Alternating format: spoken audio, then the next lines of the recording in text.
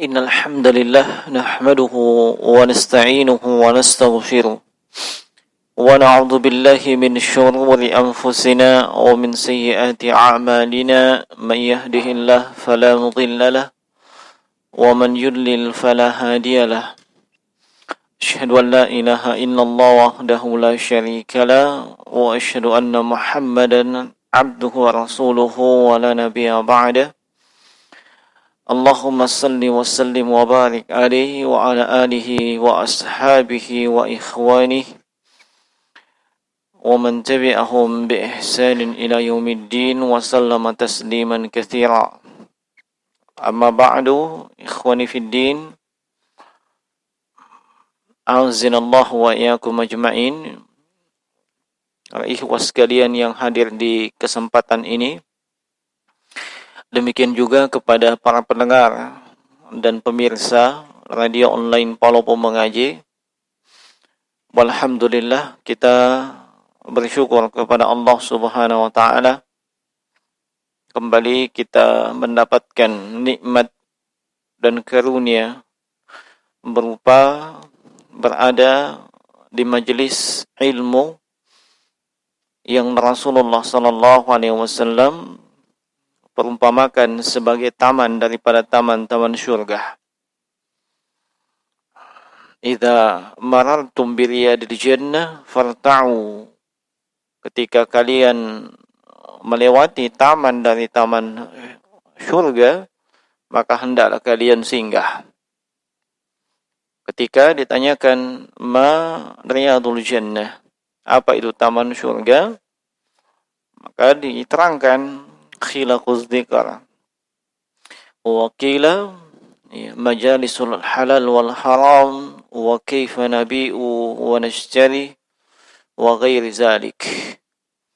Majelis yang merupakan taman-taman syurga, majelis yang di dalamnya disebutkan dan diingat Allah Subhanahu wa taala, diterangkan tentang permasalahan-permasalahan agama, apakah itu terkait dengan hal-hal yang dihalalkan, yang diharamkan, dan seterusnya. Kemudian kita akan melanjutkan kajian dengan tema rambu-rambu bagi setiap penuntut ilmu, masih di pembahasan tentang kekeliruan yang mesti dihindari, dijauhi bagi setiap penuntut ilmu. Yang lalu sudah kita sebutkan tentang apa ini? At-tasaddur qabla ta'akhul. Tampil sebelum waktunya.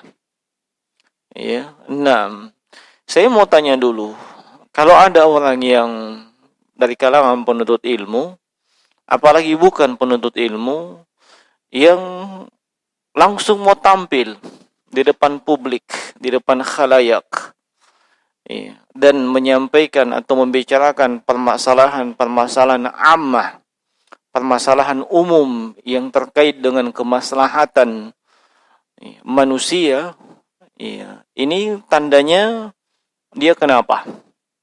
Kalau yang lalu disebutkan kurang lebih ada 4 ya. Ya, 4 atau 5? 5 ya?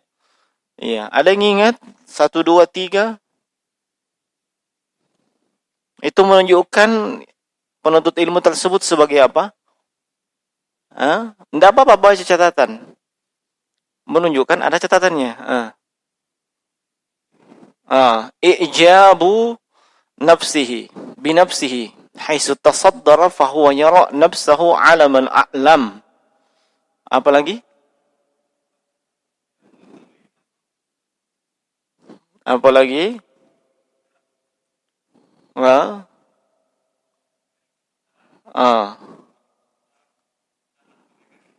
Masya Allah. Komplit ya? Ada tas di belakang situ. Antum sudah pernah dapat hadiah? Coba ada tas kecil di belakang situ. Saya bawa hadiahnya ya. Iya. Mudah-mudahan masih ada ya.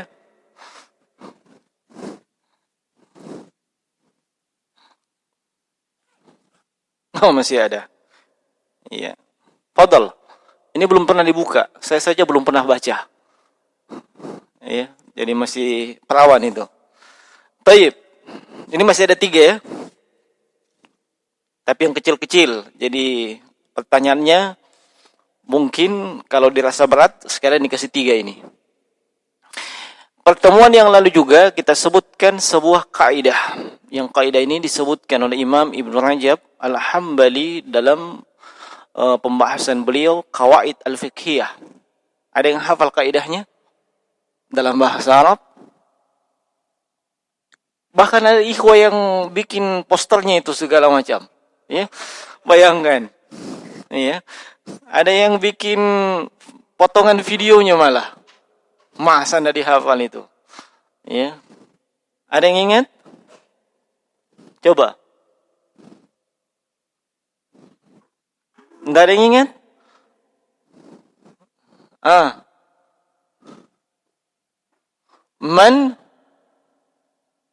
Man ta'ajjala syai'an qabla awanihi uqiba bihurmanihi.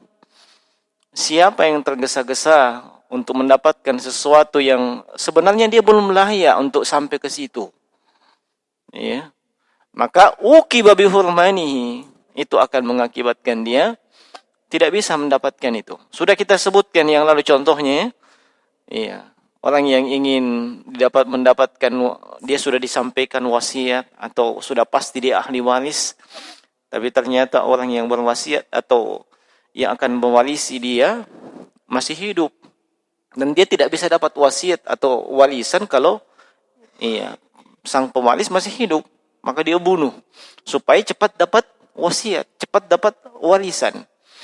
Padahal al-qatl, pembunuhan, itu salah satu mawani, penghalang seseorang mendapatkan haknya. Akhirnya dia tidak dapat wasiat, tidak dapat warisan. Nah itu kaidahnya Al-Imam Ibn Rajab dalam Qawaidul Fiqhiyah. Nah, itu tidak ada. Ini masih berlaku untuk pertemuan berikutnya. Yang terakhir di sini, kekeliruan yang mesti dijawab penuntut ilmu. Wa minha di antaranya adalah su'udzon. Su'udzon. Apa itu su'udzon? Berburuk sangka, berjelek sangka. Kata beliau rahimahullah, fayajibu ala talibil ilmi al-hadra min ayyadhunna bi ghairihi dhannan sayyi'a. Wajib atas setiap penuntut ilmu untuk berhati-hati dan menghindari dari yang namanya berburuk sangka. Mitlu, contohnya, ayyakula lam yatasaddaq hadza illa riya'an. Misalnya ada orang yang bersedekah, ada orang yang nyumbang, ya, dibuka list ta'awun. Ya. Tiba-tiba dia yang paling terdepan. Sekian. Ya. Ada orang berburuk sangka. Apa dia bilang? Tidak itu. Riya gitu. Supaya namanya paling duluan. Ya. Atau lam yulkit talibu hadas su'ala illa riya'an. Liyu'rafa annahu talibun fahimun. Atau dia katakan kepada sesama kawannya, itu si fulan itu, dia bertanya seperti itu, supaya dia tahu bahwa dia itu yang pintar, dia yang paham, yang lain tidak paham-paham, manggut-manggut tapi tidak paham, dia cuma riya. Ini persangkaan buruk kepada kawannya, persangkaan buruk kepada kawannya. Nah, contoh yang lain, kawannya ini sama-sama penuntut ilmu, sudah berapa kali majelis ini, dia tidak hadir-hadir. Wah, itu terfitnah dengan urusan dunia. Dia sudah tenggelam oleh urusan dunianya. Itu persangkaan buruk, jemaah sekalian. Bisa jadi dia punya kesibukan yang memang tidak ada yang bisa menggantikan dia. Ya, banyak disebutkan dalam kisahnya para as-salaf, termasuk kisahnya Umar bin Khattab dengan salah satu gubernurnya. Itu gubernurnya dikeluhkan. Ini gubernurnya ini, ya, ada 4 permasalahan yang dikeluhkan oleh warganya. Ya. Salah satu di antara permasalahan tersebut, dia tidak mau diganggu kalau malam. Di telepon, di SMS, di WA, mau didatangi, tidak mau diganggu kalau malam. Ya, padahal dia ini gubernur, pemimpin. Ya. Yang kedua, dia ada dalam 1 bulan, 1 hari, tidak boleh diganggu sama sekali. Tidak bisa kita datang ke sana, tidak bisa diapa. Nah. Disampaikan kepada Umar. Ya, ada 4 semuanya. Umar pun mempertemukan. Ya. Ini rakyat sudah berburuk sangka. Dianggap pemimpin gubernur yang tidak bertanggung jawab. Maka ketika dipertemukan, ternyata yang pertama, ya, apa tadi yang pertama? Tidak bisa diganggu waktu malam. Maka dia menjawab, iya, seluruh waktu saya di waktu siang itu untuk rakyat. Untuk malam, waktuku untuk Allah. Untuk beribadah. Ya. Lalu yang kedua, kenapa dalam 1 bulan, 1 hari tidak boleh diganggu? Tidak boleh kita temui. Dia bilang apa? Pakaianku saya cuci ketika itu.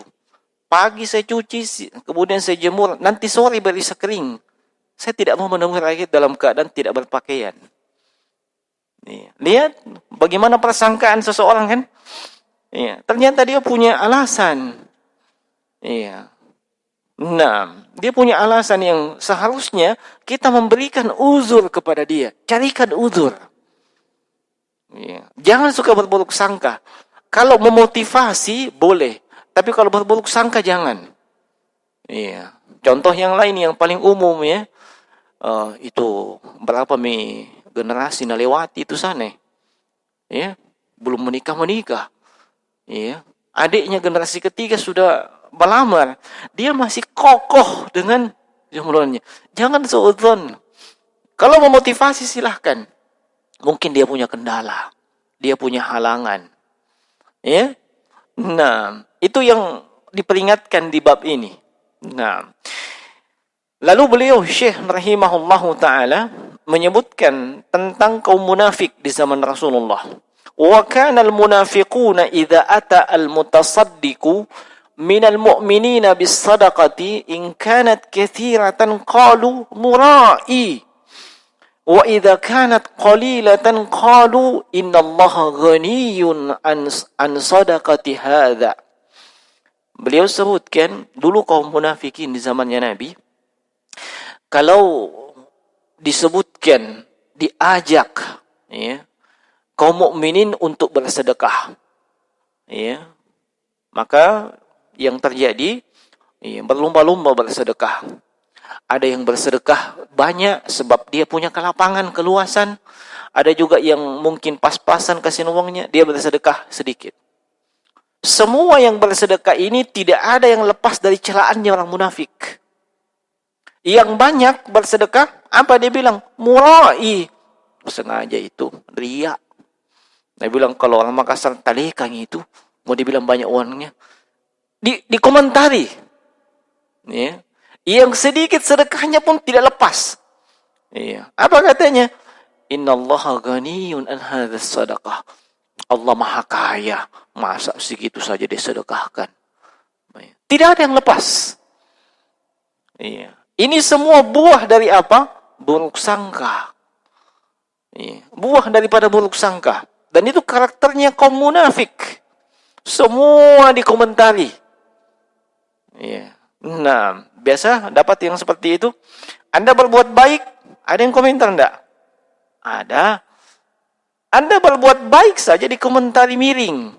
Apalagi kalau berbuat buruk. Iya. Makanya Al-Imam Asy-Syafi'i rahimahullahu ta'ala itu pernah mengungkapkan, ridhon nas ghayatun la tudrak. Anda mau mendapatkan, mencapai atau meraih ridhonya manusia, artinya membuat manusia senang pada Anda, itu ghayatun la tudrak.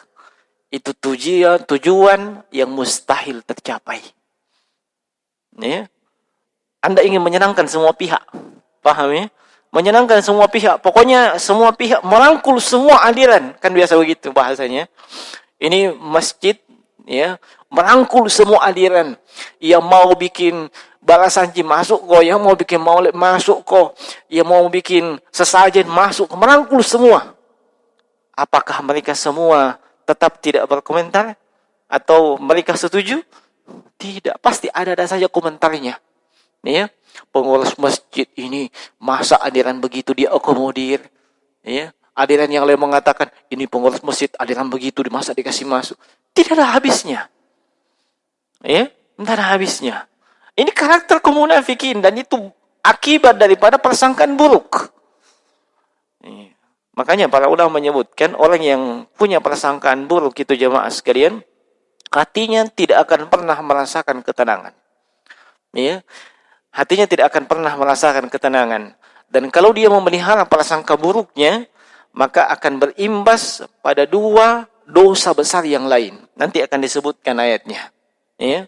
Nah, fa iyyaka was-su'adh-dhann biman zahiruhu al-adalah. Kata beliau rahimahullah, jauhilah persangkaan buruk terhadap mereka yang secara lahiriah al-adalah. Ma mana al-adalah?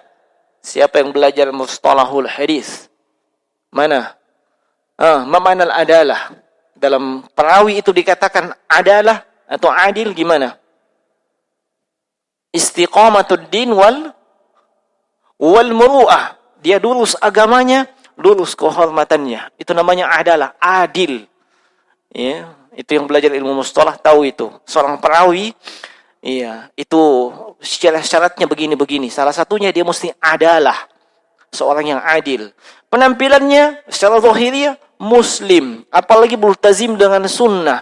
Nampak sholat berjamaah, nampak bicaranya bagus dan seterusnya. Dihukumi secara zahirnya. Ya. Jangan dibilang itu anu dan seterusnya. Masya Allah. Zahirnya adalah. Zahirnya istiqamatud din wal muru'ah. Zahirnya dia lurus agamanya. Jangan Anda punya prasangka buruk sama dia. Nah. Wala farqa baina an tadhunna dhannan sayyi'an bimu'allimika au bizamilika. Kata beliau, tidak ada perbedaan antara Anda berburuk sangka kepada guru Anda ataupun berburuk sangka kepada teman Anda, kawan Anda. Tidak ada perbedaan. Sama. Bahkan sebagian ulama itu memberikan catatan buruk sangka kepada guru Anda itu jauh lebih besar. Ya. Nah, sebab seharusnya Anda harusnya berbaik sangka. Ya. Nah, istri Talha bin Ubaidillah, ya, itu pernah mengeluh. Ya. Apa keluhannya? Dia sampaikan kepada suaminya, itu teman-temanmu itu semua teman-teman yang jelek. Ya. Kenapa? Iya. Masa di saat kamu senang, kamu bahagia, mereka kumpul semua. Ya. Mereka datang minta tolong apa segala macam. Di saat kau kesusahan, tidak ada satupun yang datang. Tidak ada satupun yang mau bantu. Ya, tapi apa kata Talha? Kata beliau, justru mereka bagus akhlaknya. Kenapa demikian? Mereka datang di saat saya bisa bantu mereka. Kalau saya susah, saya tidak bisa bantu mereka. Makanya tidak datang. Alhamdulillah. Itu buah dari persangkaan yang baik. Ya. Nah, buah dari persangkaan yang baik. Bayangkan, istrinya sudah ngomel. Maklum ya, istri. Nah, tapi beliau diambilkan. Betul kata para ulama salaf. Ketika kau melihat sesuatu yang aneh pada diri saudaramu, carikan 1000 uzur. Mungkin dia begini, mungkin dia seperti ini. Jangan pelihara itu prasangka jelek. Ya, jangan pelihara itu prasangka jelek. Termasuk habis saya sampaikan tadi subuh ya. Ya, untuk peserta kulbar. Ya, Anda murajaah, muzakarah dengan teman. Anda jangan punya prasangkaan buruk kalau kau ajar si fulan yang agak rendah sedikit IQ-nya, ya kau bilang, "Nambil semua nanti ilmuku itu." Lah. Ya, jangan punya prasangkaan seperti itu. Ya. Nah, jemaah sekalian rahimani wa rahimakumullah. Fa innal wajiba ihsan adh-dhann. Yang wajib itu berbaik sangka. Biman zahiruhu al-adalah. Kepada orang yang nampak lurus agamanya, baik agamanya. Amma man zahiruhu ghairul adalah. Fala haraj ayyakuna fi nafsika su'adh dhann bihi walakin ma'a dzalika 'alaika an tatahaqqaqa hatta yazula ma fi nafsika min hadzal wahmi li'anna ba'dhan nasi kad yasi'u dhann bi syakhsin ma bina'an ala wahmin kadzibin la haqiqatan lahu. Nah, di sini beliau kasih nuktoh catatannya. Ini penuntut ilmu bikin catatan. Kalau mau ditulis semua ini, mungkin pusing merajaannya. Ya, bikin catatan-catatan, poin-poin penting.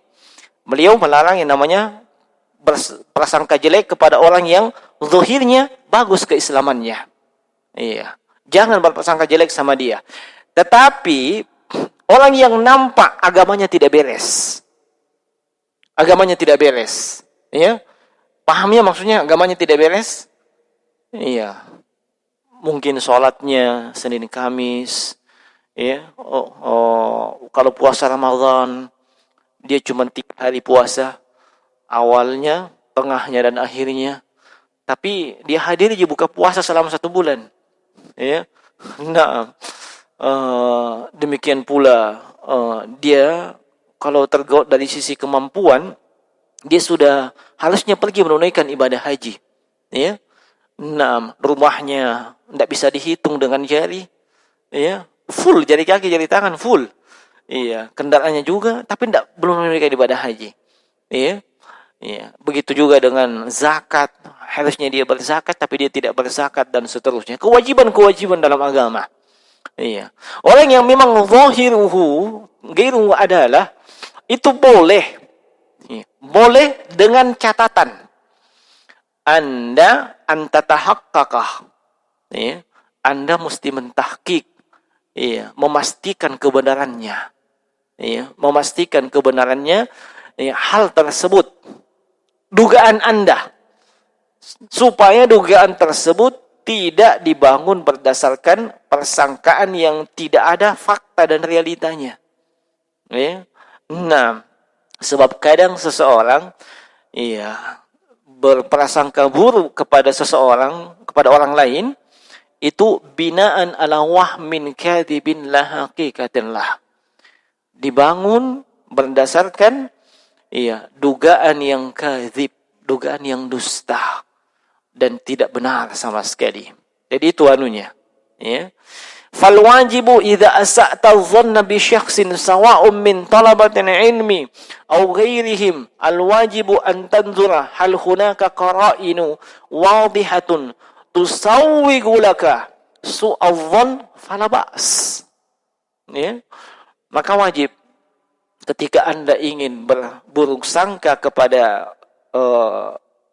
seseorang, apakah seseorang tersebut penuntut ilmu atau selainnya, Anda mesti betul-betul memperhatikan apakah ada qara'in, ada indikasi yang, ada indikator, yang indikator tersebut wadihatun, jelas, terang, tusawwigu laka su'adh-dhann, yang memang hal tersebut membolehkan Anda berprasangka buruk, maka fala ba'sa, tidak mengapa kalau memang kenyataannya demikian.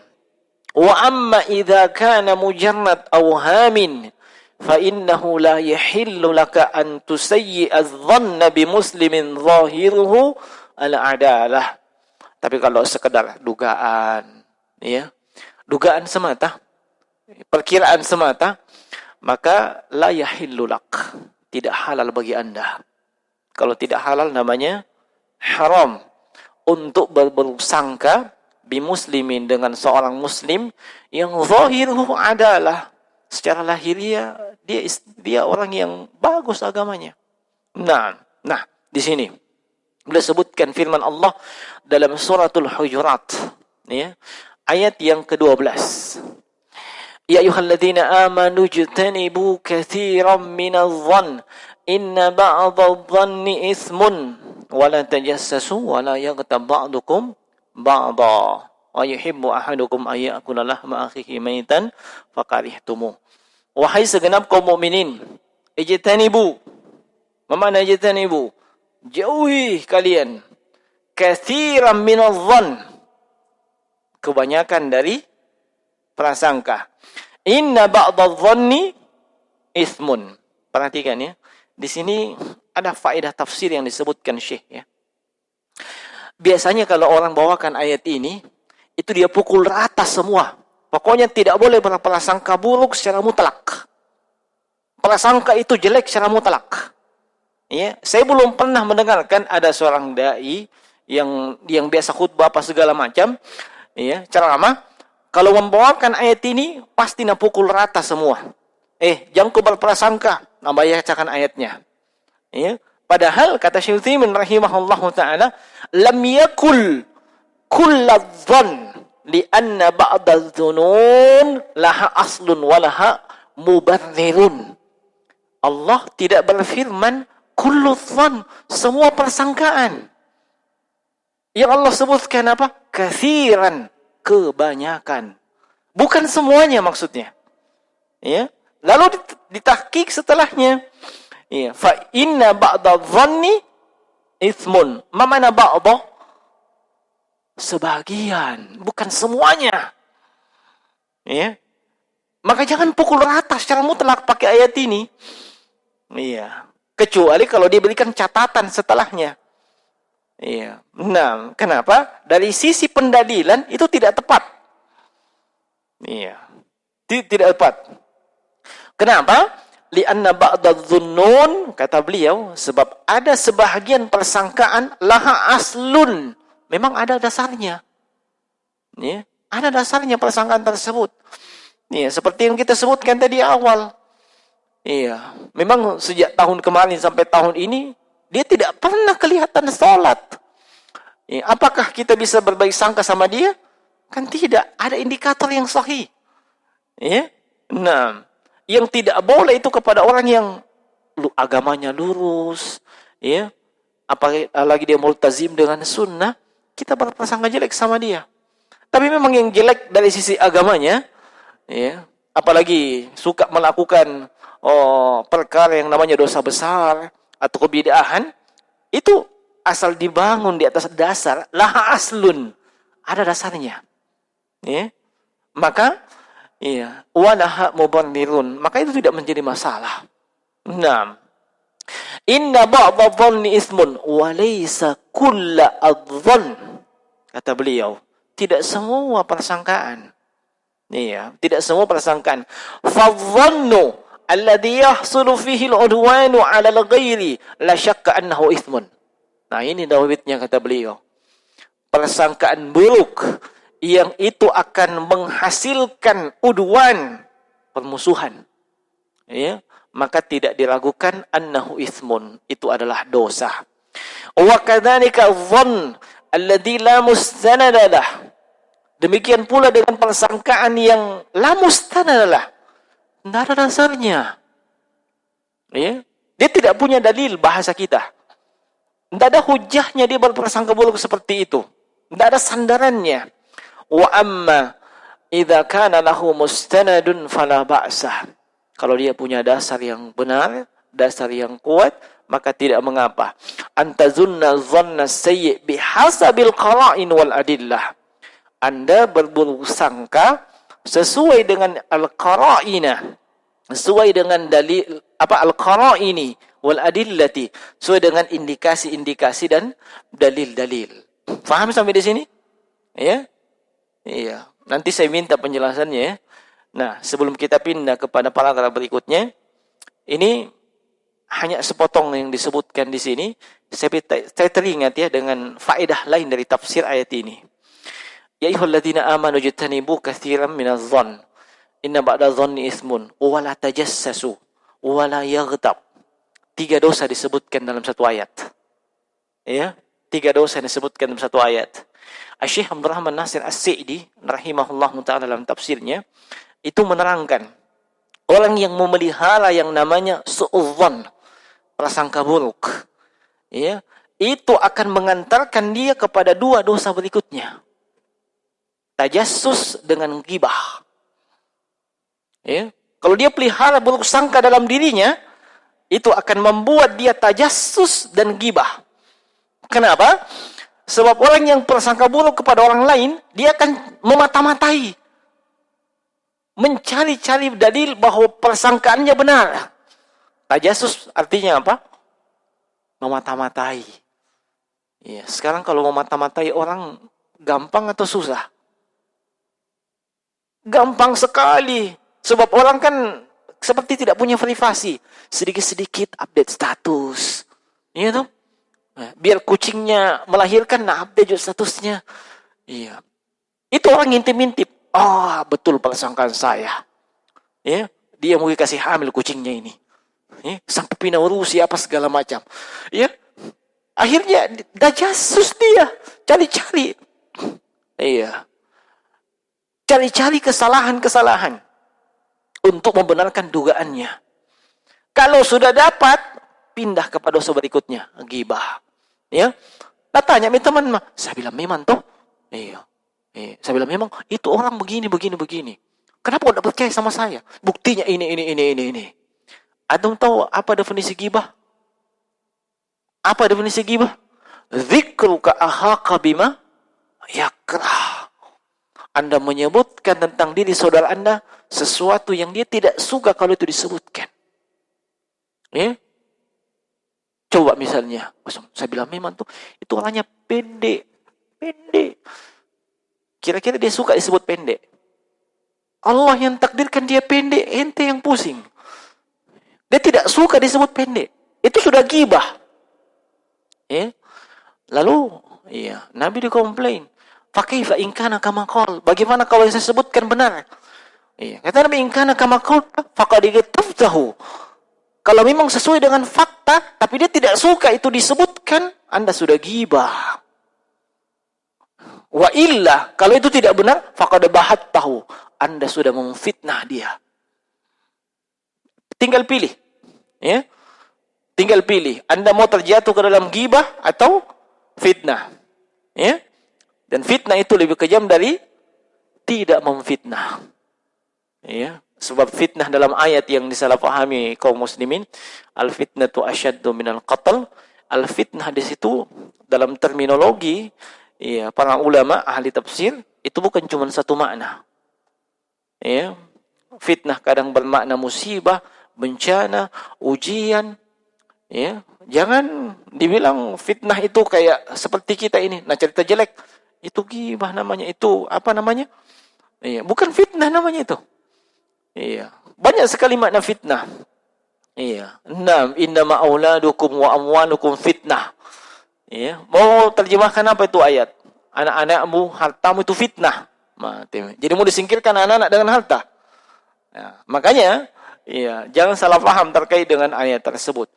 Yang jelas, mereka yang memelihara persangkaan buruknya akan terjatuh kepada tajassus, akan terjatuh kepada perbuatan yang tidak layak, akan terjatuh kepada ucapan yang tidak layak.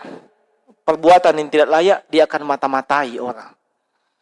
Ya, dia akan memata-matai. Dan ucapan yang tidak layak adalah dia akan melakukan ghibah. Dan di sini saya juga teringat dengan kaidah yang disebutkan para ulama, bahwasanya an-syarr, kejelekan itu akan mengikuti kejelekan yang lain. Kebaikan akan mengikuti kebaikan yang lain. Kejelekan akan mengikuti kejelekan yang lain. Maksudnya apa? Ketika Anda melakukan satu kejelekan, Anda tidak hilangkan kejelekan itu. Jangankan istighfar, menyesal saja enggak, maka itu akan melahirkan kejelekan-kejelekan yang lain. Sebab kenapa? Anda sudah melakukan satu dosa. Dosa itu adalah rasa nyaman. Anda sudah merasa nyaman dengan dosa itu. Tidak ada istighfar, tidak ada penyesalan. Itu akan melahirkan dosa-dosa yang lain yang akan Anda lakukan. Sebaliknya kebaikan. Kebaikan itu akan melahirkan kebaikan-kebaikan yang lainnya. ya, Anda melakukan sholat 5 waktu, ya, pasti akan melahirkan nanti apa? Wah, masa cuma sholat, ya, masa cuma sholat 5 waktu, sholat sunnah, ya kan? Masa cuma sholat sunat, ada zikir, ada doa, ya. Nah, terus demikian, ya, bertambah ilmu Anda. Oh, orang sholat itu menjauhkan diri dari perbuatan keji dan mungkar. Bertambahlah kebaikan. Tapi kalau kejelekan atau dosa yang Anda lakukan, apalagi tidak ada penyesalan, tidak ada istighfar, pasti akan melahirkan dosa yang lainnya. Nah, ini 3 dosa disebutkan dalam satu ayat. Ya, penyebabnya apa? Su'udzan, berprasangka buruk. Maka hilangkan prasangka buruk tersebut. Ya, khususnya kepada saudara Anda. Ya, jangan ada di tengah-tengah penuntut ilmu hal tersebut. Ya, khususnya yang junior dan apa? Ada istilahnya ya, junior dan senior. Ya, tapi hilangkan itu junior dan senior di kamus kita di sini. Ya, jangan dibilang ini masih junior ini. Ya, dari mana tahu? Ya, wajah baru. Jangan. Oh, ini sudah senior. Kenapa? Wajah lama. Di mana saja kegiatan pasti ada dia. Bukan itu standarnya. Dihilangkan semua itu. Ya. Jangan pelihara yang namanya persangkaan buruk. Lidzalika yanbaghi lil insani an yanzila nafsahu manzilataha. Oleh sebab itu kata beliau, sepantasnya seseorang itu menempatkan dirinya sebagaimana posisinya. Ya, dia penuntut ilmu, dia tempatkan dirinya sebagai penuntut ilmu. Ya, dia sebagai orang tua, tempatkan dirinya sebagai orang tua. Dia sebagai anak, tempatkan dirinya sebagai anak. Dia sebagai suami, tempatkan dirinya sebagai suami. Ya, itu begini pula kalau dia sebagai istri. Wa alla yudannisaha bil aqdhar. Jangan direndahkan dirinya. Maksudnya apa? Ketika Anda berburuk sangka kepada orang lain, Anda sudah merendahkan diri Anda. Ya, Anda sudah merendahkan diri Anda. Wa ayyuhadzir hadhil akhta'a mimma taqaddam.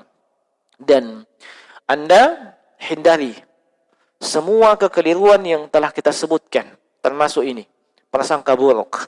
Li'anna taliban ilmi, ya, syarafahullahu bin ilmi. Penuntut ilmu itu Allah muliakan dia dengan apa? Dengan ilmu yang dia pelajari. Wa ja'alahu uswatan wa qudwatan. Allah jadikan penuntut ilmu itu sebagai uswah, sebagai panutan, sebagai teladan. Hatta anna Allah radda umuran nasi 'inda al-ishkali ila ulama. Sampai-sampai ketika ada urusan terkait dengan kemaslahatan atau permasalahan di tengah manusia, Allah perintahkan kembalikan itu semua kepada para ulama. Para ulama orang yang berilmu. Allah sebutkan dalam surah Al-Anbiya ayat ke-7, fas'alu ahla dzikri in kuntum la ta'lamun. Bertanyalah kepada ahla dzikr in kuntum la ta'lamun. Ya. Bertanyalah kepada para ulama jika kalian tidak tahu. Nah, di sini saya teringat sebuah faedah yang disebutkan oleh guru saya. Iya, itu diceritakan bahwasanya ada dulu orang yang protes. Iya, katanya Islam kan sudah sempurna, mengatur segala sesuatu, apa saja pasti sudah ada dalam Islam, sudah ada dalam Al-Quran. Maka dia mencoba tes. Coba, apakah ada dalam Al-Quran cara bikin roti? Jangan salah, dari roti sini. Ya. Atau cara bikin donat. Ya, kalau tersinggung penjual roti, ya. Apakah dalam Al-Quran cara bikin donat atau roti? Iya, maka dia jawab, ada. Wah, hebat itu. Di mana? Nah, sebutkan ini ayat. Tanya sama orang yang tahu kalau kau tidak tahu. Allah perintahkan kita bertanya sama orang yang berilmu. Kalau kita tidak tahu, Anda mau bikin roti, tanya sama orang yang pandai bikin roti. Tanya sama orang yang pandai bikin donat. Tanya sama mau bikin apa? Ayam geprek apakah? Tanya sama orang yang tahu mak geprek ayam. Tanya. Ada petunjuknya dalam Al-Quran. Mau bikin apa lagi? Bila memang mau kau. Ada semua. Ya. Nah. Kemudian ayat yang lain wa qala ta'ala wa idza ja'ahum amrun minal amni awil khaufi ada'u bihi walau radduhu ila rasul wa ila ulil amri minhum la'alimahu alladhina yastanbitunahu minhum. Iya. Allah berfirman, apabila datang kepada mereka amrun minal amni, suatu perkara terkait dengan al-amni, keamanan, awil khauf, atau masalah ketakutan, ada'ubi, dia langsung sebarkan. Iya, dia langsung sebarkan. Walau radduhu ila rasul wa ila ulil amri minhum, iya, seandainya itu dia tidak sebarkan dulu. Iya, dia kembalikan dulu kepada Rasulullah dan kepada orang-orang yang punya ilmu terkait masalah itu. Maka iya, lastambata la'alimahu alladhina yastambitunahu minhum. Orang yang punya ilmu akan tahu. Ya. Maksudnya apa jemaah sekalian? Ketika terjadi sesuatu tersebut berkaitan dengan kemaslahatan manusia, ya, jangan langsung Anda sebarkan begitu saja. Jangan langsung semangat, share dan forward. Ya. Tidak langsung seperti itu. Harusnya harusnya bagaimana? Kembalikan kepada para ulama, kembalikan kepada ulil amri. Di sini saya ingin luruskan pemahaman ulil amri. Ulil amri itu dua macam. Satu, pemegang tampuk pemerintahan. Yang kedua, para ulama. Ya. Tugas para ulama itu berfatwa berdasarkan nas-nas syar'i dari Al-Quran dan As-Sunnah. Fatwa dari para ulama inilah yang dieksekusi oleh pemerintah. Ya, paham maksudnya? Ya. Ketika para ulama mengatakan diharamkan semua yang memabukkan. Itu fatwa para ulama. Iya, berdasarkan nas-nas syariat. Maka pemerintah, ulil amri yang kedua, yang mengeksekusi itu. Bikin perda, bikin kepres segala macam, diharamkan atau tidak dibolehkan ini. Ini hukumannya begini. Ini semuanya ulil amri. Ya. Dan ketika terjadi peristiwa besar, masalah menyangkut kemaslahatan manusia, rujukan cuma dua. Ulil amri terdiri dari ulama dan pemerintah. Ulama dan umara istilahnya. Tapi mereka semua masuk dalam urusan ulil amri. Iya. Uli yang memiliki amr, urusan, yang mengatur urusan kemaslahatan manusia tidak akan bisa lurus tanpa adanya ulil amri. Dan ulil amri dua komponennya, ulama dan umara. Paham ya? Iya. Sehingga masing-masing tahu di mana proporsinya. Para ulama bukan eksekutor. Ya? Bukan eksekutor. Yang eksekutor siapa? Pemerintah. Iya. Para ulama berfatwa. Fatwanya ulama, iya, COVID-19 berbahaya. Iya. Pakai masker. Bawa sajadah sendiri. Atur jarak dan seterusnya. Ini fatwa para ulama. Ya. Nanti dieksekusi oleh pemerintah supaya mewajibkan kepada seluruh warga. Iya. Aturan dari pemerintah mengikat.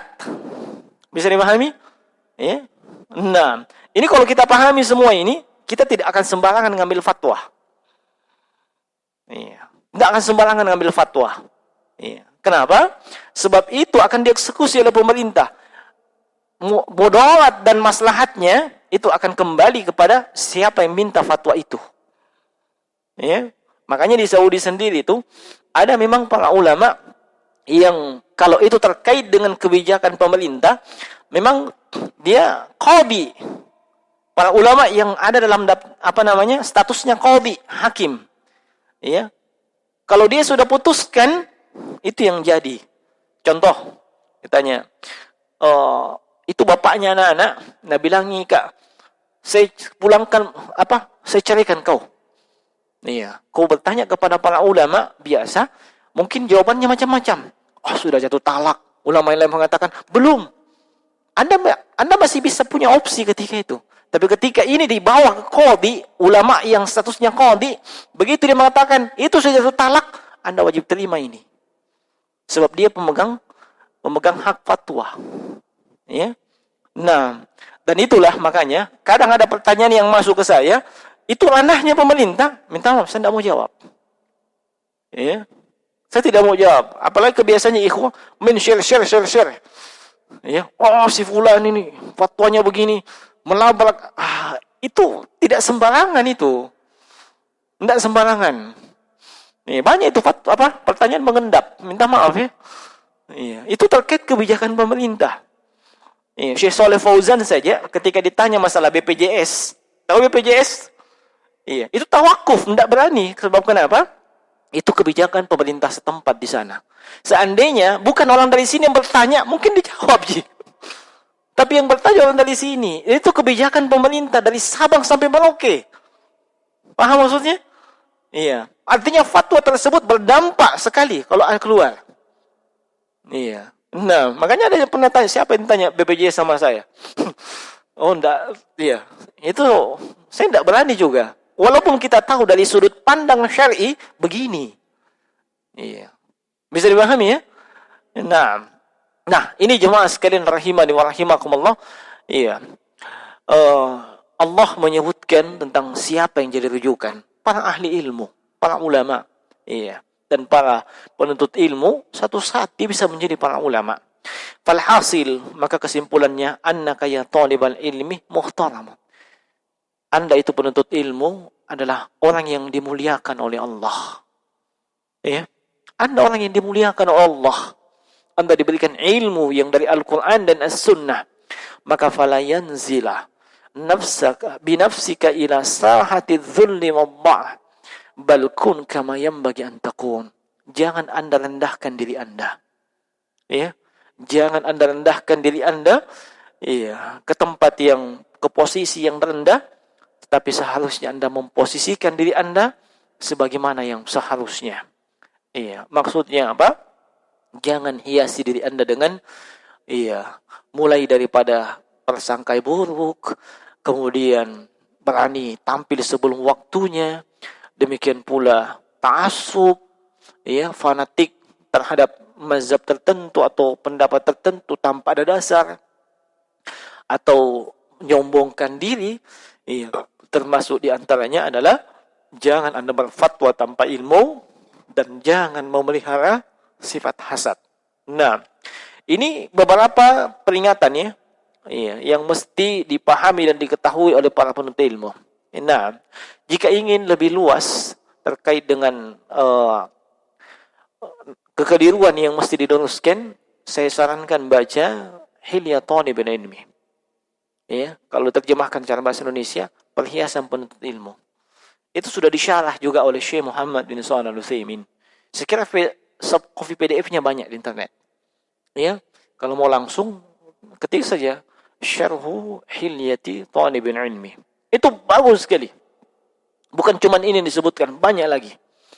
Termasuk di antaranya penuntut ilmu itu, jangan bercandanya lebih banyak dibandingkan seriusnya.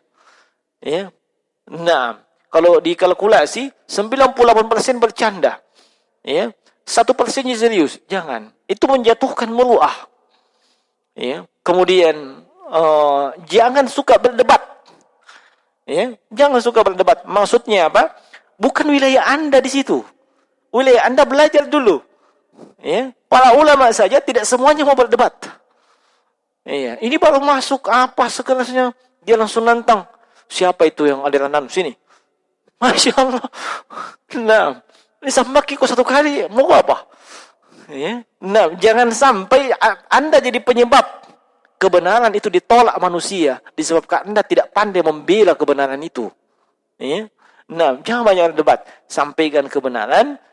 Setelah itu khalas. Nah, berikan orang-orang yang punya wewenang masalah itu. Nah, itu yang sempat saya ingat dan masih banyak disebutkan di situ. Nah, silahkan kembali kepada kitab-kitab para ulama. Dan habis ya di sini terkait dengan kekeliruan. Nah, yang berikutnya nanti itu adalah kutub talibil ilm wa fatawa haulal ilmi wa fawaid. Ini bagian penutup ya, tentang buku-buku yang dianjurkan bagi para penuntut ilmu dan juga fatwa-fatwa terkait dengan ilmu dan fawaid-fawaidnya. Nah, dan saya pikir ini nantilah sambil berjalan ya. Mungkin mulai pekan depan itu taklim berjalan normal. Taklim berjalan normal khusus di sini. Jadi jadwal yang biasa Senin sampai Jumat itu sama, tapi di tempat ini saya dulu. Ya, di sini dulu. Untuk sementara sampai kita dapat izin dari pemerintah dan pengurus masjid. Ya. Nah, untuk mengadakan hal seperti ini. Kita mengadakan di sini, itu saya sudah berbicara dengan pihak terkait. Ya. Termasuk ketua tim penanganan COVID-19 di Palopo. Ya, beliau persyaratkan selama patuhi protokol kesehatan tidak ada masalah. Iya. Tinggal kita mesti sampaikan ke pengurus masjid di mana dan begitu ya. Nah, sebelum ada izin dari pengurus masjid di tempat lain, tetap kita di sini. Ya. Jadwalnya normal ya. Maksudnya jadwal seperti Senin apa, Selasa apa, tetap di sini. Ya. Nah, sekaligus menguji mujahadahnya kalian yang jauh dari sini. Ya. Nah, kalau memang saya butuh, datanglah. Ya, masa luar kota belum ya? Ada yang dari luar kota di sini? Oh, dari mana? Dari lama saja datang.